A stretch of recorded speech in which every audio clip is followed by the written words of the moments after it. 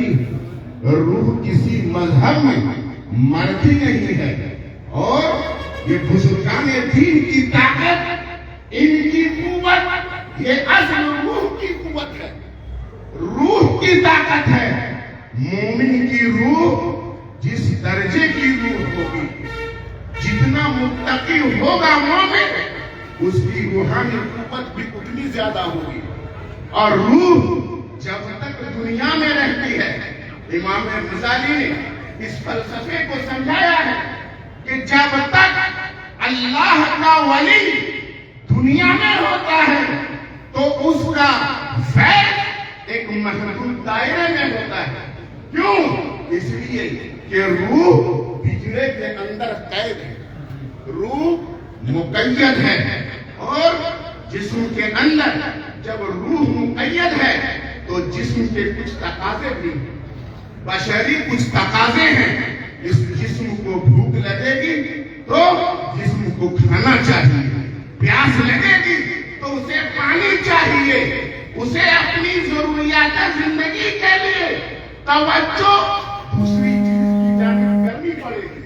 بھوک لگے گی، بولو، کھانے کی خواہش ہوگی تو جتنی دیر تک بندہ کھانا کھائے گا یا جتنی دیر بھوک کا احساس ہوگا تو کھانے کی طرف توجہ ہوگی کہ نہیں؟ جب توجہ ہوگی تو جو وصل مولا ہے، مولا سے روح کا جو تعلق ہے، اتنی دیر کے لیے وہ کنیکشن کٹے گا کہ نہیں؟ وہ تعلق ٹوٹے گا کہ نہیں؟ بولو، پیاس لگے گی، توجہ پانی کی جانب ہوگی تو جتنی دیر تک پانی کی طرف توجہ ہوئی، پیاس جب تک ختم نہیں ہوئی، اتنی دیر تک رب سے کنیکشن روح کا کاٹا۔ روح متوجہ ہوئی پانی کی طرف، روح متوجہ ہوئی کھانے کی طرف۔ روح کو کھانے کی ضرورت نہیں ہے، پانی کی ضرورت نہیں ہے، لیکن آپ کے جسم کی ضرورتوں کی تکمیل کے لیے روح متوجہ ہوتی ہے، توجہ چاہوں گا۔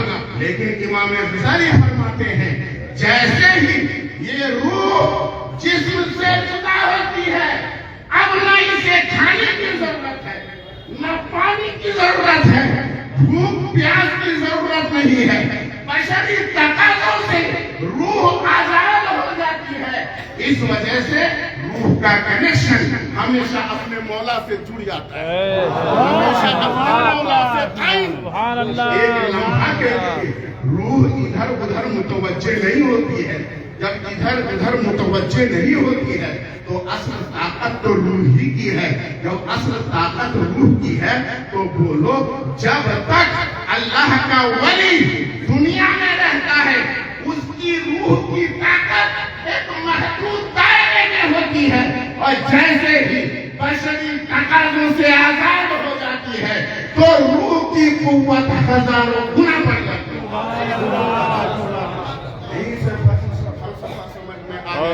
کہ ہم اولیاء کرام کی موت اور حیات میں فرق کیوں نہیں کرتے؟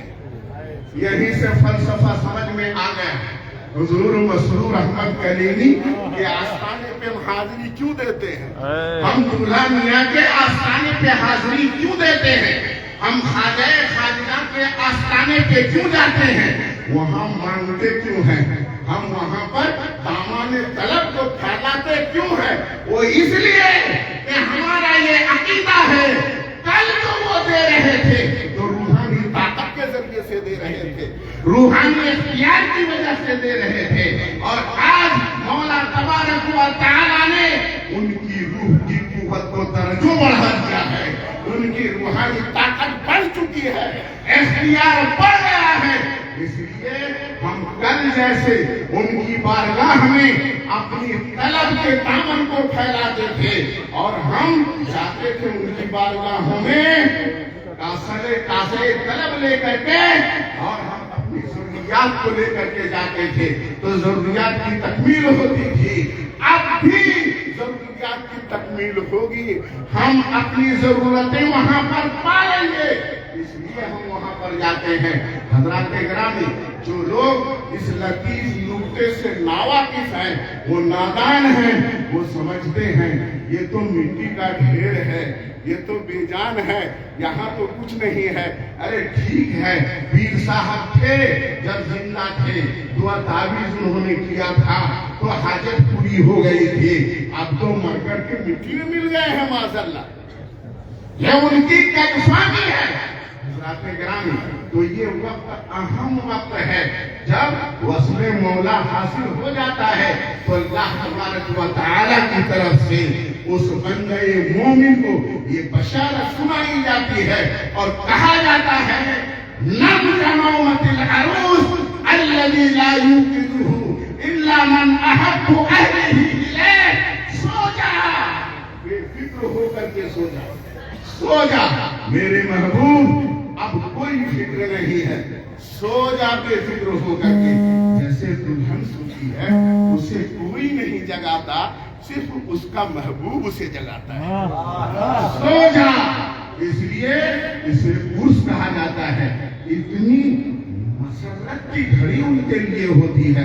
حضرات گرامی یقین رکھو، ہم جو حضور دولہ میاں کی محفل میں بیٹھے ہیں، حضور تاج العرفاء حضور مسرور میاں کی محفل میں بیٹھے ہیں، یقین رکھو گویا ہم ان کی ہم نشینی میں، ان کی مجالست میں ذکر ہم ان کا کر رہے ہیں۔ توجہ دیجیے گا، ذکر کر رہے ہیں حضور مسرور میاں کا، ذکر کر رہے ہیں حضور دولہا میاں کا، ذکر کر رہے ہیں اولیاء کرام کا، لیکن یہ اللہ کا ذکر ہے، یہ ذکر اللہ ہے۔ اب میں ذکر اللہ کو سمجھاتا ہوں۔ ذکر اللہ علماء جانتے ہیں، ذکر یہ مصدر ہے۔ ذکر یا تو ذاکر کے معنی میں لیا جائے، اس میں فاعل کے معنی میں، تو ذاکر اور ذکر کو مفعول کے معنی میں لیا جائے توجہ چاہوں گا تو معنی ہوگا مذکور۔ آپ کو سمجھا رہا ہوں، ذاکر کا مطلب جو ذکر کرنے والا ہو، جو یاد کرنے والا ہو، چرچا کرنے والا ہو، اور جس کو یاد کیا جاتا ہے اس کو مذکور کہا جاتا ہے۔ اس کو کیا بولتے ہیں؟ مذکور۔ جسے یاد کیا جائے وہ مذکور، جو یاد کرے وہ ذاکر۔ اب آپ توجہ دیجیے، حدیث پاک اور قرآن کی آیت کی طرف اللہ فرماتا ہے فَاذْكُرُونِي أَذْكُرْكُمْ، تم مجھے یاد کرو، میرا ذکر کرو۔ تو جب تم اللہ کا ذکر کرو گے تو تم ذاکر ہوگے کہ نہیں؟ بولو، ذاکر ہوگی کہ نہیں؟ تو تم ذاکر، اور جب تم اللہ کو یاد کرو گے تو اللہ فرماتا ہے اذکرکم، میں تمہیں یاد کروں گا۔ تو اللہ ہمارا ذاکر، اللہ ہمارا ذاکر۔ تو جب بندے کا اللہ ذاکر تو بندہ ہوا مذکور، بندہ ہوا مذکور۔ تو اب اگر ہم ذکر اللہ کی محفل قائم کرتے ہیں اور ذکر اللہ کو ہم ذکر کا معنی مذکور لیں تو دولہا میاں بھی مذکور ہے، دولہا میاں بھی مذکور ہے، حضور مسرور میاں بھی مذکور ہے، خواجہ خواجہ بھی مذکور ہے، غوث اعظم بھی مذکور ہے، سارے اولیاء کرام اللہ کے مذکور۔ آپ بولو اللہ کا ذکر کرو تو اللہ تعالیٰ تمہارا ذکر فرمائے گا۔ تو اگر ان اولیاء کرام کو ذکر کرو، کتنے خوش نصیب ہو کہ تم بھی اللہ کے مذکورین میں شامل ہو جاؤ، اللہ تمہیں یاد فرمائے گا۔ اب حدیث پاک میں دیکھو، اللہ تبارک و تعالیٰ کا ارشاد ہے، حدیث قدسی ہے، من ذکرنی فی نفسی ذکرتہ فی نفسی ذکرتہ فی نفسی ومن ذکرنی فی ملئ ذکرتہ فی ملئ خیر من ملئہ۔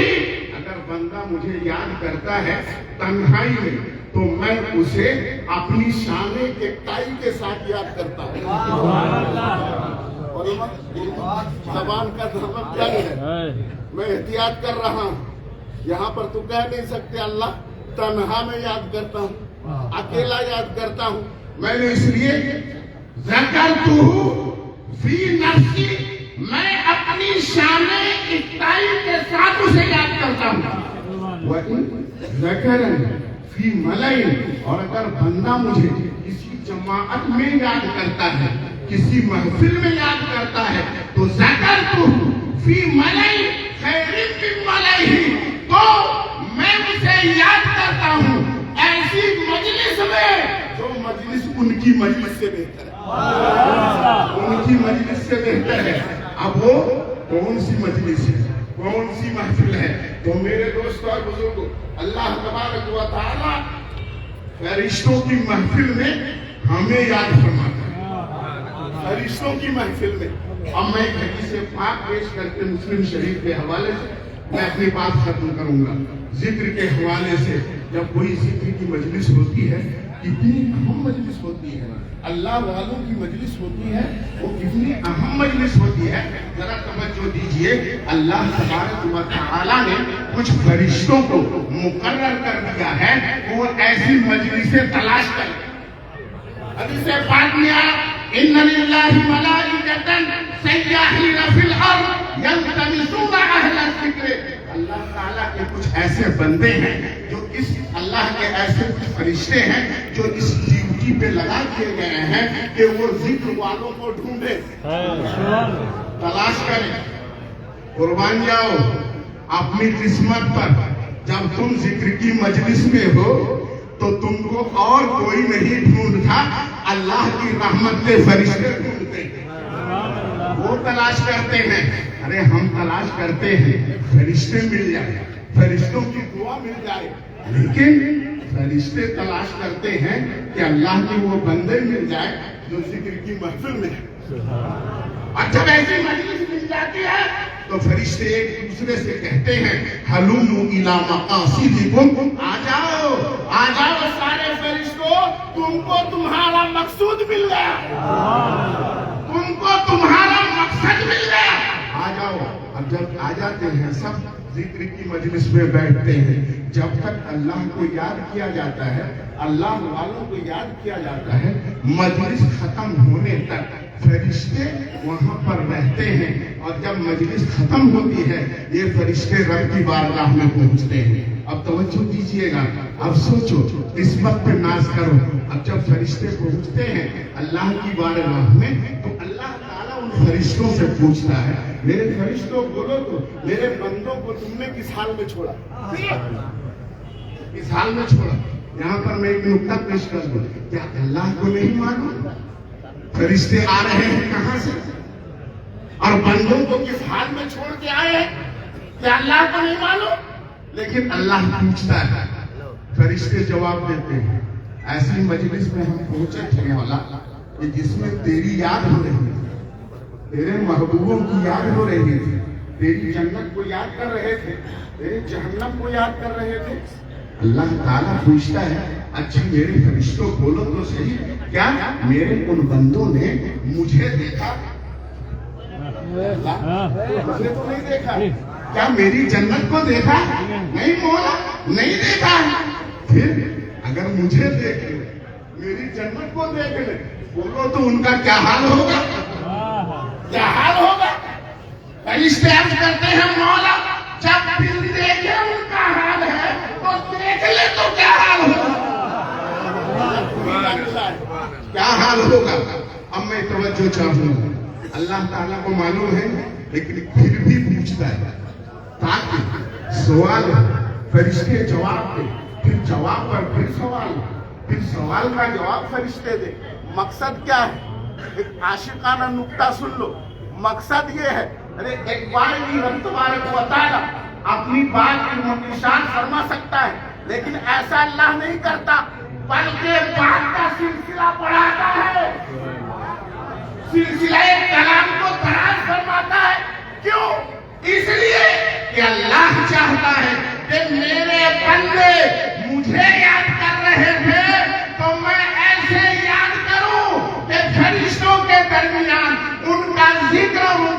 چرچا خوب ہوتا رہے، میرے ان پر بندوں کا ذکر خوب ہو، اللہ یہ چاہتا ہے۔ اب میں آخری نقطے پہ آ رہا ہوں۔ اللہ تبارک و تعالیٰ نے اچھا فرشتے عرض کرتے ہیں مولا دیکھ لیں تو اور تیری رحمت تلاش کریں گے، تیری جنت کے لیے دعا کریں گے۔ اللہ تبارک و تعالیٰ فرماتا ہے میرے فرشتوں گواہ ہو جاؤ، میں نے اپنے ان تمام بندوں کو بخش دیا، میں نے بخش دیا اپنے ان تمام بندوں کو۔ اب فرشتے وہاں پر عریضہ پیش کرتے ہیں مولا وہاں کچھ بندے ایسے بھی تھے جو ذکر سننے کے مقصد میں نہیں آئے، مقصد لے کر کے نہیں آئے تھے، کہیں جا رہے تھے، کوئی ان کا مقصد تھا، دیکھا یہ ذکر کی مجلس ہے، آ گئے بیٹھ گئے، تو کیا ان کو بھی یہ خوشخبری ہے؟ ان کے لیے بھی یہ بشارت ہے۔ اب بس ایک جملہ جو رب تبارک و تعالیٰ ارشاد فرماتا ہے، ایک ارشاد دیکھ لو، اسی میں بہت کچھ ہے۔ اللہ فرماتا ہے ہاں ہاں ان نیک بندوں کی صحبت میں جتنے بھی لوگ بیٹھنے والے تھے سب کو میں نے بخش دیا۔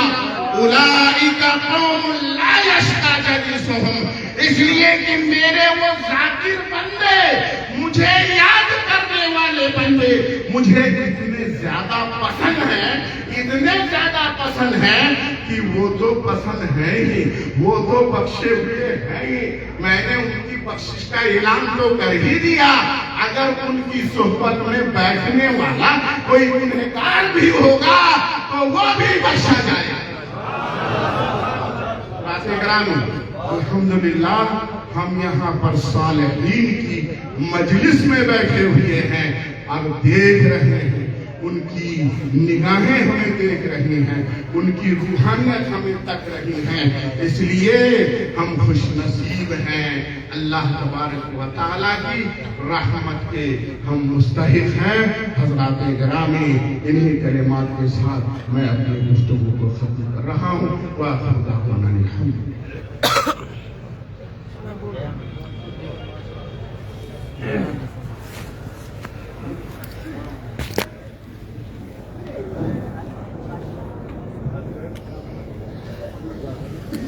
کبھی